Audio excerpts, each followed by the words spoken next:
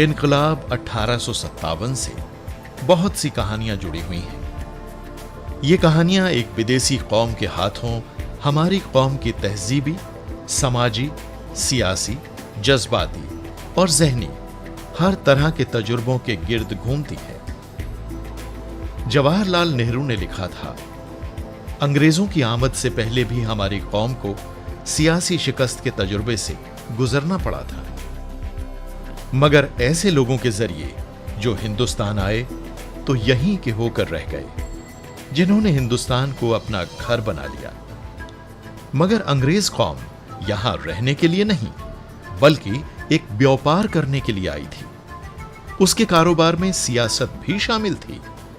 مولانا محمد حسین آزاد دلی کے ایک مشہور گھرانے کے فرد تھے۔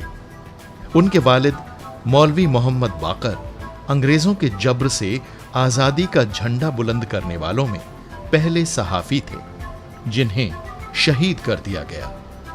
دکھ کے انبار اٹھانے کے نتیجے میں آزاد کا ہوش کھو بیٹھنا اور زندگی کے 20 سال دیوانگی میں گزار دینا، لیکن آزمائش کی اس زندگی میں بھی وہ اردو زبان اور اردو ادب کو مالا مال کر گئے۔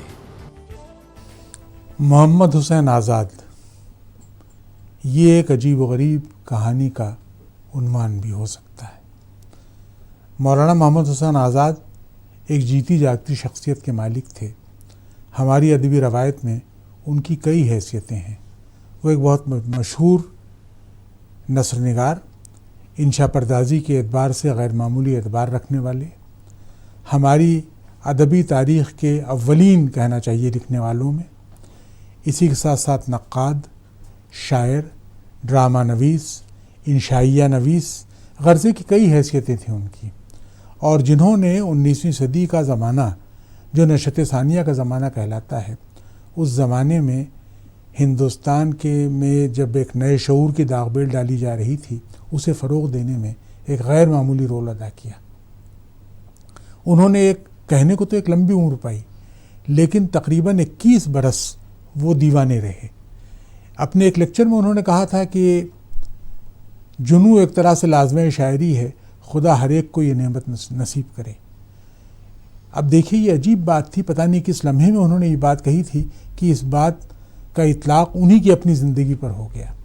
یعنی تقریباً اپنے موت سے 21 برس پہلے ان کا دماغ کہنا چاہیے توازن قائم نہ رکھ سکا، اور انہوں نے دیوانگی کے عالم میں اس وقت بھی لیکن کتابیں لکھی۔ انہوں نے 20-25 کتابیں انہوں نے رسائل لکھے، ایسے لکھے ہیں جن کی نثر آج بھی شوق سے پڑھی جاتی ہے، اور جن کے بارے میں یہ گمان ہوتا ہے کہ دیوانگی کے باوجود جہاں معنی کا ربط تو نہیں ہے، لیکن زبان ایسی لکھتی ہے آزاد نے جو غیر معمولی ہے۔ ان کے ایک مورخ ڈاکٹر اسلم فرخی کا تو خیال یہ ہے کہ اس طرح کی کتابوں کی یا رسالوں کی تعداد مجموعی طور پر 70 تک پہنچتی ہے۔ انہوں نے کام بھی آزاد پر بہت کیا ہے۔ آزاد نے اردو کی پہلی ریڈریں بھی لکھی بچوں کو پڑھانے کے لیے۔ ایک کتاب لکھی جس میں قصص ہند کے نام سے، جس میں ہندوستان کی تاریخ کو قصوں میں بیان کیا۔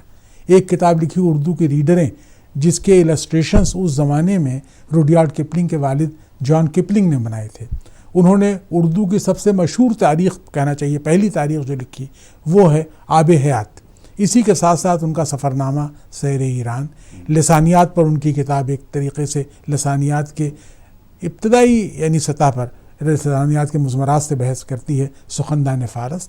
ان کی انشائیے نیرنگ خیال، ان کی تاریخ کی کتابیں دربار اکبری۔ خاص طور پر خوشی کی بات یہ ہے کہ آزاد پر گفتگو کے لیے اس وقت ہمیں دو ایسے یعنی اردو کے دانشور و معلم یعنی مل گئے ہیں جو محمد حسین آزاد کی خدمات کی پرتیں کھولیں گے اور ان کے بارے میں گفتگو کریں گے۔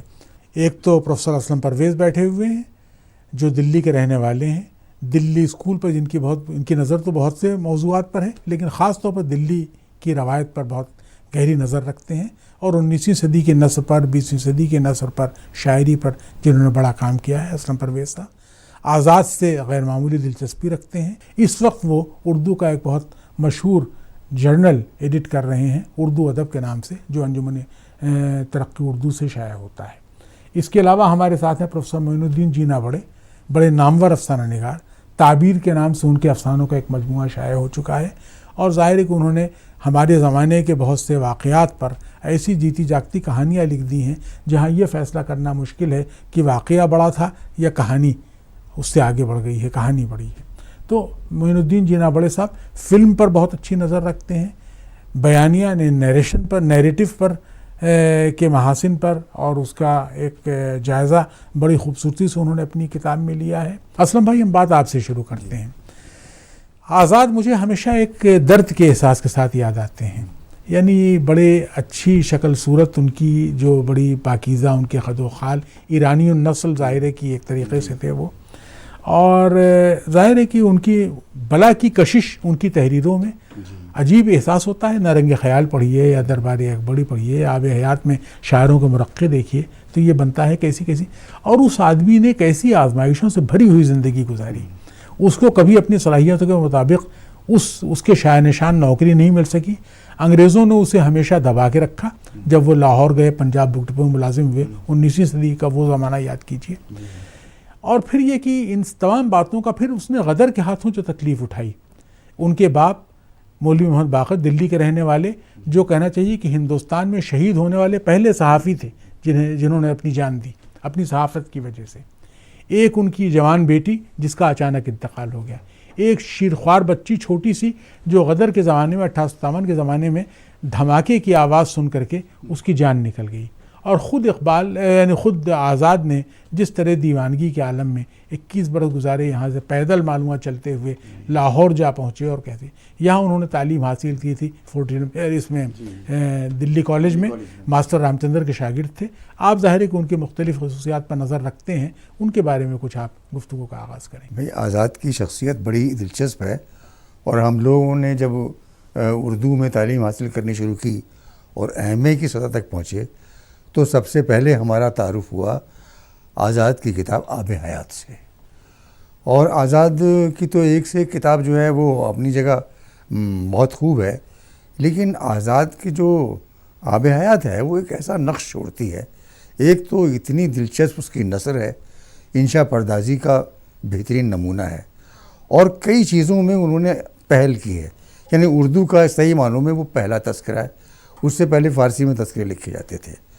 فارسی میں تذکروں میں ذکر شاعر کا 2-4 سطروں میں ہوتا تھا اور کچھ نمونہ اشعار ہوتا تھا۔ اس میں شاعر کا تنقیدی محاکمہ بھی ہے، اس کی زندگی کے حالات بھی ہیں، اس کی شاعری کے نمونے بھی ہیں، اور اس کے ساتھ ساتھ جو آزاد کے اپنے جو ترجیحات تھیں اس کے حساب سے اس کا محاکمہ بھی ہے۔ قلمی خاکے یعنی وہ اپنی جگہ پر قلمی خاکے بہت عمدہ ہیں۔ اور ایک ان کے کمال یہ ہے کہ جن لوگوں کے ساتھ ان کو ذرا سا کچھ قد ہے، ان کا ذکر اتنی خوبصورتی سے تمام تعریفیں کر کے صرف ایک جملہ وہ بیان کرتے ہیں، اور وہ جملہ ایسا ہوتا ہے کہ وہ ان کی اس تمام تعریف پر بھاری پڑ جاتا ہے۔ اس طرح انشاء اور موسیفی کا ذکر ہے تو موسیفی کو کے مقابلے میں وہ انشاء کو زیادہ پسند کرتے تھے۔ آزاد پہلے شخص ہیں جنہوں نے تذکرے میں اپنے آب حیات میں لسانی مباحث بھی اٹھائے، یعنی زبان کی ابتدا، اور انہوں نے یعنی اس وقت تک لسانیات کا کوئی شعور نہیں پیدا ہوا تھا، لسانیات کا کوئی علم باقاعدہ ہمارے یہاں شروع نہیں ہوا تھا، لیکن انہوں نے پہلی مرتبہ اردو کی ابتدا سے متعلق بحث کی۔ اور بڑی بات یہ ہے کہ اردو کی اتنی شاندار ساری تخلیقات جو ان کی ہیں، اور جس سے وہ دلی اور دلی کی نظر پہچانی جاتی ہے، اور وہ دلی والے جیسے ساری بیٹھ کے لاہور میں لکھی ہیں انہوں نے۔ دیکھیے، ایک بات آزاد کے سلسلے میں بہت عجیب و غریب، شبلی نے بھی داد دی تھی، گرچہ جملہ ان کا سخت تھا تھوڑا۔ انہوں نے کہا کہ وہ تحقیق کا مرد میدان نہیں ہے، لیکن ادھر ادھر کی غپیں ہانک دیتا ہے جب بھی وہی معلوم ہوتی ہیں۔ دوسری بات یہ کہ آپ کو یاد ہوگا جینا بڑے صاحب کہ انہوں نے مہدی افادی نے اردو نثر کے عناصر خمسہ کا جب ذکر کیا تو یہ کہا کہ صاحب نذیر احمد مذہب کے بغیر لقمہ نہیں توڑ سکتے۔ شبلی جو ہیں اگر ان سے آپ تاریخ کو الگ کر دیجئے تو کچھ نہیں رہ جاتے۔ نذیر احمد کے ہاں یہ ہے، شبلی کے ہاں یہ ہے، عالی کے ہاں یہ ہے، لیکن یہ کہ ہمارا قلعہ معلیٰ کا ہیرو جو ہے وہ آزاد ہے، جسے کسی سہارے کی ضرورت نہیں، یعنی خود اپنی نثر کے بلبوتے پر۔ اس لحاظ سے جب آپ اردو نثر کی پوری روایت میں دیکھتے ہیں ان کو تو کیا محسوس کرتے ہیں؟ آزاد کی بنیادی حیثیت نثر نگار کی ہے، اور اسی کے پہلو بہ پہلو ان کی ایک حیثیت نظریہ ساز کی سی بھی ہے کہ جدید نظم کا ڈول جو ہے وہ آزاد ہی کے سہارے ڈالا گیا تھا، اور ان کا جو اس ضمن میں بہت مشہور لیکچر ہے اس کی حیثیت جدید نظم کے منشور کی سی ہے۔ یہ دوہری حیثیت آزاد کی انفرادیت ہے۔ جو پہلی حیثیت ہے نثر نگار کی، تو آزاد سے پہلے کی نثر کی اردو نثر پر جب آپ نظر ڈالتے ہیں تو معلوم یہ ہوتا ہے کہ یا تو فورٹ ولیم کالج کی نثر تھی، یا رجب علی بیگ سرور کی نثر تھی، اور مرزا غالب کے خطوط کی نثر بھی تھی۔ یہ تھی ہماری نثر کی روایت۔ آزاد کے یہاں ہم یہ دیکھتے ہیں کہ ان کی نثر کے ڈانڈے نہ تو سرور سے ملتے ہیں، نہ فورٹ ولیم کالج کی نثر سے ملتے ہیں۔ آزاد نے نثر میں اپنا ایک منفرد اسلوب وضع کیا، اور یہ ان کی انفرادیت جو ہے انہیں آج تک زندہ رکھے ہوئے ہے۔ ہمارے محققین نے جنہوں نے آزاد پر کام کیا ہے، انہوں نے آزاد کے ایسے پیپرز بھی دیکھے ہیں جس میں انہوں نے نثر کے ایک ٹکڑے کو لکھنے کے بعد 20 مرتبہ کاٹ کر درست کیا ہے، ایک لفظ کی جگہ دوسرے لفظ کو رکھا ہے۔ گویا ان کی نثر میں ایک قسم کی صنعت کا سا تصور پایا جاتا تھا، تو یہ خوبی ان کے یہاں تھی۔ دیکھیے یہ جو ہے یہ کہ آزاد اپنی نثر پر محنت بہت کرتے تھے، یعنی میں نے تو یہ پڑھا کہیں کہ ان کے مسودے دیکھے جائیں تو کہیں کہیں گتے سے بن جاتے ہیں، چیپیاں لگاتے جاتے ہیں اور وہ بدلتے جاتے ہیں لفظ، کہیں کہیں موٹے موٹے وہ یعنی چیپیوں کا اتنا وہ گتے سے بن گئے ہیں۔ لیکن خوبی یہ ہے کہ وہی نثر پڑھیے تو پڑھنے میں انتہائی رواں دواں اور شفاف معلوم ہوتی ہے۔ ایک عجیب بات یہ ہے کہ آزاد کے ہاں خیالوں کا ذکر بھی جب وہ کرتے ہیں تو آزاد کے ہاں مجرد خیالات کو، ایبسٹریکشنز کو کانکریٹ بنانے کا، مجسم بنانے کا ایک رویہ بہت عجیب و غریب ملتا ہے، اور ظاہر ہے کہ اس لحاظ سے آپ دیکھیں شاید اسی لیے ان کی نثر میں ایک افسانویت یا ڈرامائیت اپنے آپ پیدا ہو گئی ہے۔ کچھ اس سلسلے میں آپ فرمائیں۔ مجھے تو دیکھیے ایک بات یہ لگتی ہے کہ آپ 19ویں صدی کی نثر جو ہے، غالب کی نثر، کسی بھی نثر نگار کی آپ نظر پڑھیے، آپ یہ محسوس کرتے ہیں کہ یہ نثر ہمارے زمانے سے پہلے کی نثر ہے۔ جب ہم آزاد کی نثر پڑھتے ہیں، خاص طور پر آب حیات کی، تو لگتا ہے ہمارے زمانے کی نثر ہے، یعنی اس نثر میں ہمیں کہیں کوئی اجنبی پن لگتا ہی نہیں، یعنی لفظوں کا استعمال، جملوں کی ساخت، یہ تمام چیزیں تو اتنی منجی مجائی پہلے سے جو زبان آگے جیسی بننی چاہیے تھی وہ آب حیات میں انہوں نے پہلے ہی بنا کے رکھ دی۔ یہ بڑا کمال ہے، اور مجھے تو یہ حیرت ہے کہ یہ نمونہ تقلید کیوں نہیں بنائی اسلوب۔ دیکھیے جتنی انفرادیت ان کی نثر نگار کے طور پر ہے، شاعری انہوں نے جو کی وہ مجھے پھیکی دکھائی دیتی ہے، مجھے مزہ نہیں آتا اس میں۔ نثر میں وہ شاعری کرتے ہیں تو لگتا ہے جادو کر رہے ہیں، لیکن جیسا کہ آپ نے ابھی اشارہ کیا تھا کہ جدید نظم کی بنا ڈالنے والوں میں بھی آزاد ہیں۔ آزاد نے اپنا پہلا لیکچر دیا انجمن پنجاب کے مناظمے میں، جہاں سے ایک مشاعروں کی ایک نئی روایت شروع ہوتی ہے، موضوعات دے کر کے شعر کہے جاتے ہیں، نظم اور کلامی موضوع کے بعد میں خیالات، اور وہاں سے شاعری کا ایک نیا تصور سامنے آتا ہے۔ آزاد نے یہ کہا تھا کہ صاحب اس وقت تو اعلیٰ ترین خیالات کے خزانے جو ہیں وہ تو انگریزی صندوقوں میں بند ہیں، اور ان کی چابیاں انگریزی دانوں کے پاس ہیں، یعنی مغرب کو ہم جتنا سمجھنے کی کوئی، کبھی کبھی یہ بھی احساس ہوتا ہے کہ آزاد کا پورا ذہن جو تھا بڑی حد تک کولونیل، یعنی جو جبر تھا ان پر، اس سے آزاد نہیں ہو سکا، اور شاید یہ کشمکش بھی ان کے اندر رہی۔ اس کی طرف میں چاہوں گا آپ لوگ کچھ اشارہ فرمائیں۔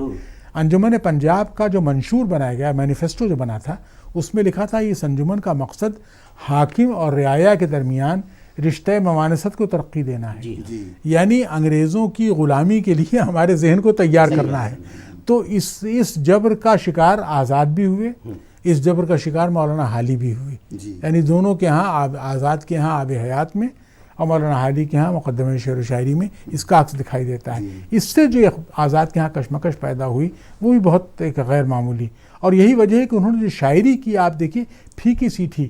مولانا حالی نے خود جو شاعری کی ہے، ایسی غزلیں سنی نہ تھیں حالی، یہ نکالی کہاں سے تم نے بیاض، لیکن وہ غزلیں جب آپ پڑھیے تو حالی کی وہ غزلیں جو روایتی انداز کی ہیں ان کے سامنے نہیں ٹھہرتی۔ تو آپ یہ بتائیں معین الدین صاحب کہ یہ جو سلسلہ ہے آزاد کے ہاں جدید شاعری کے آغاز کا، وہ کہنا چاہیے کہ بیڑا اٹھاتے ہیں، لیکن خود نہیں کر پاتے اس طرح کی شاعری، پھر بھی ان کا جو تصورات پیش کیے اس کا اثر بعد کی شاعری پر پڑتا ہے۔ دیکھیے میرے نزدیک آزاد غالباً ہمارے پہلے ادیب ہیں جس کی تخلیقی سرگرمی کا آغاز 27-28 برس کے بعد ہوتا ہے۔ دلی کے زمانے میں آزاد کی کوئی تحریر ہمارے سامنے نہیں ہے، تو 1857 کے بعد انگریز کی حکومت کا استحکام ہو چکنے کے بعد اگر کسی کی تخلیقی صلاحیتیں اپنے بروئے کار لائی جا رہی ہیں تو یہ آزاد ہیں۔ شاعری کا جو معیار انہوں نے پیش کیا وہ ظاہر ہے کہ ہماری روایت کے مطابق نہیں تھا، اور اسی لیے وہ شاعری جو کی گئی اصلاحی انجمن کی، اس یعنی اصلاحی انداز کی، اس کے خلاف رد عمل بھی بہت شدید ہوا، اور لوگوں نے محسوس کیا کہ صاحب یہ ایک گویا کہ ایک ہمیں وہ دوا پلائی جا رہی ہے جو بہت کہنا چاہیے کڑوی ہے اور جو ہماری صحت کو خراب کرے گی بجائے ہمیں اسے درست کرنے کے۔ تو میرا خیال ہے اس میں ایک بات اور یہ نکلتی ہے کہ انجمن پنجاب کی جو عمارت تھی اس میں یہ سارے فنکشن ہوتے تھے، لیکن نظم کا جو معاملہ تھا، نظم کی پوری تحریک آزاد کے ہاتھ میں تھی، اور یہ نظم آزاد کے تحت ہی ساری اردو شاعری ہو رہی تھی، اور اس کا انجمن پنجاب کی جو دوسری کارگزاریاں تھیں لسانی، اس سے اتنا گہرا تعلق نہیں ہے۔ اس کا سیدھا تعلق آزاد کے اپنے مطلب یہ ہے کہ نظم میں دلچسپی اور نظم گوئی میں اپنے مجموعے کے عنوان کے ساتھ انہوں نے اوپر بھی یہ لکھا ہے کہ مجموعہ نظم آزاد جو ہر طرح کی قید سے آزاد ہے۔ جی تو وہ نظمیں دراصل انجمن پنجاب کی نمائندہ نہیں ہیں، وہ نظم آزاد کی جو تحریک آزاد نے جو شروع کی تھی اس کی نمائندہ نظمیں ہیں، اور اسی لیے وہ نظمیں جو ہیں ان کو انجمن پنجاب کے نام میرے خیال سے ہم سر نہیں کر سکتے، وہ بالکل ایک نظم کی ڈیولپمنٹ کی الگ تحریک ہے۔ اچھا، وہ نظم اس زمانے میں دیکھیے، اس سے پہلے تو نظم کی روایت سوائے نذیر اکبر آبادی کو اور کہیں ملتی نہیں، اس کے بعد یہ آتی ہے۔ نذیر اکبر آبادی کے ہاں ایک دوسرا سلسلہ تھا، یہاں پر ایک شعوری کوشش تھی، اور اس میں یہ بھی تھا کہ ایک سوشل کانشسنس اور شاعری میں آنی چاہیے، اور اس میں اصلاحی مضامین بھی آنے چاہیے، یہ تمام چیزیں آنی چاہیے، اور پھر یہ کہ جو مختلف جو جانرز ہیں شاعری کے ان کا ڈیولپمنٹ ہو، وہ تمام چیزوں کا وہاں ہوا، مثنوی کا ہوا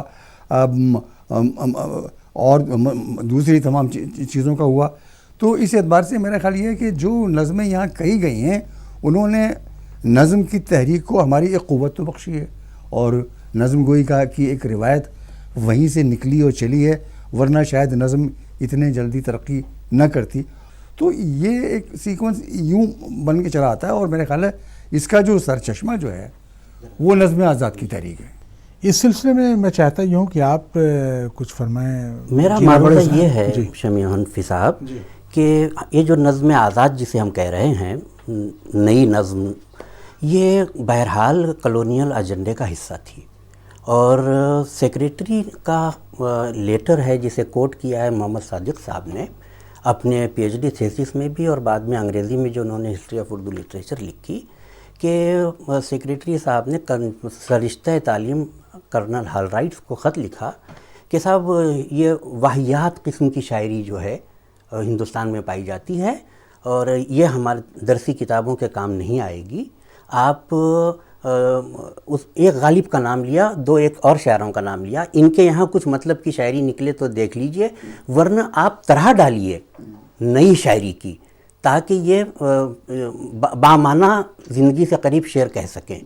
اور اس کے جواب میں، یا یوں سمجھیے کہ اس گورنمنٹ کے سیکریٹری کے اس خط کو عملی جامہ پہنانے کے لیے جو قدم اٹھائے گئے، ان میں ایک تو وہ تھا کہ سوسائٹی قائم کی گئی، اور دوسرے آزاد کو یہ ذمہ سونپا گیا کہ اب ادبی سطح پر اس شعری مزاج کو بدلنے کا کام آپ کو کرنا ہے۔ دیکھیے، شعری مزاج کو بدلنے کے سلسلے میں قضا کلام ہوتا ہے، جس کتاب کا سب سے زیادہ کہنا چاہیے بڑا رول رہا وہ مقدمہ شعر و شاعری ہے۔ مقدمہ شعر و شاعری نے کہنا چاہیے ہماری تاریخ کا محور بدل دیا، رخ بدل دیا۔ اس میں حالی نے اس بات پر زور دیا کہ صاحب شعر کی خوبی کیا ہوتی ہے، اصلیت، سادگی اور جوش. وہ سمپل، سینسوس، پیشنیٹ، انگریزی کے ان الفاظ کا ترجمہ انہوں نے کیا تھا. شاعری کی خوبی کیا ہوتی ہے، مشاہدہ کائنات، تفحص الفاظ اور تخیل یعنی امیجنیشن اور لفظوں کی چھان بین اور کائنات کا مطالعہ یعنی مشاہدہ. پھر انہوں نے یہ کہا کہ صاحب شاعری سے دنیا میں بڑے بڑے کام لیے جا سکتے ہیں وغیرہ وغیرہ. اس طریقے سے سوچنے کی ایک روایت ہمارے یہاں شروع ہوئی اس وقت، اور ظاہر ہے کہ اس کے نتیجے میں ہمارے یہاں رد عمل بھی اس لیے کہ ہندوستانی مزاج اس کا تصور حقیقت الگ تھا، اس کے ہاں امیجنیشن کا تصور الگ تھا. تشبیہ اور استعارہ وغیرہ کے جو سلسلے میں جو مغربی تصور آتا ہے اس کے مقابلے میں ہماری اپنی روایت الگ تھی. تو یہ ایک جو کشمکش تھی، یہ ایک پورا سلسلہ وہاں سے شروع ہو جاتا ہے. واقعی یہ سلسلہ تو ہے.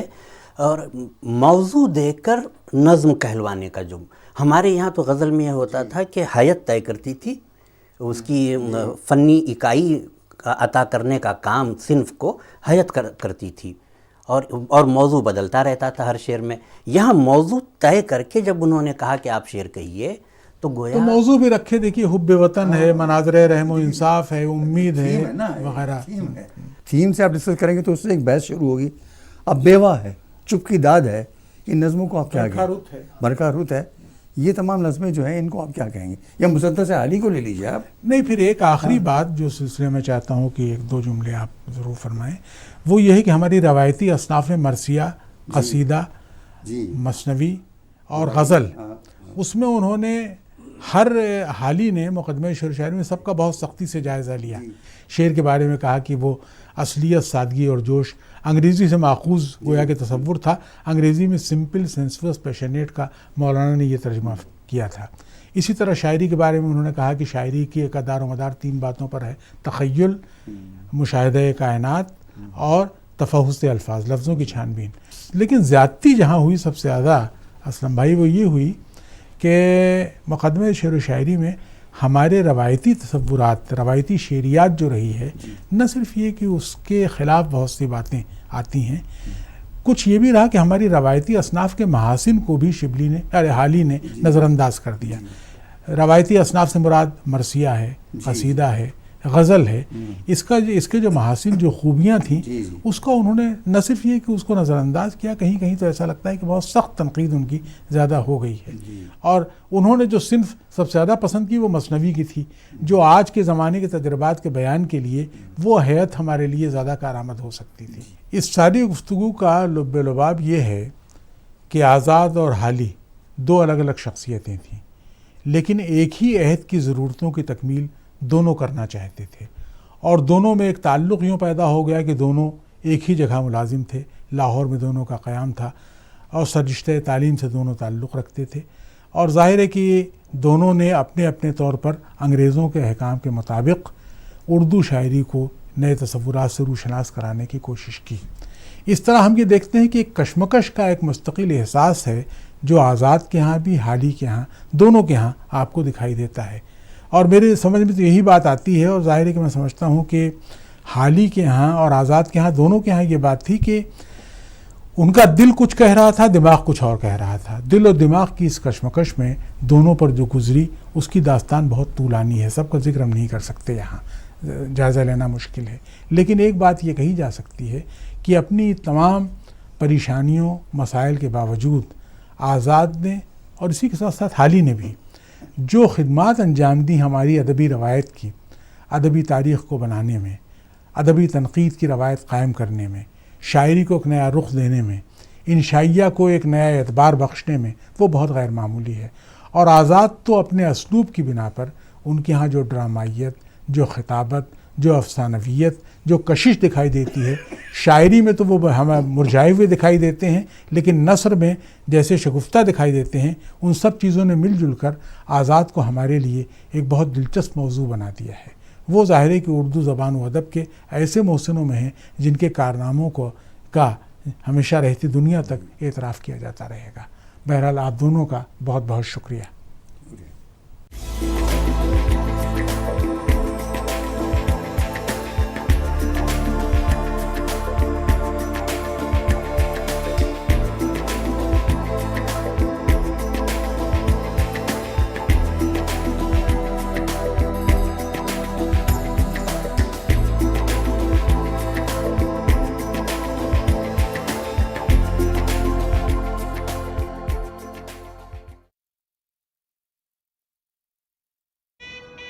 हनीमून के लिए कहाँ जाना है?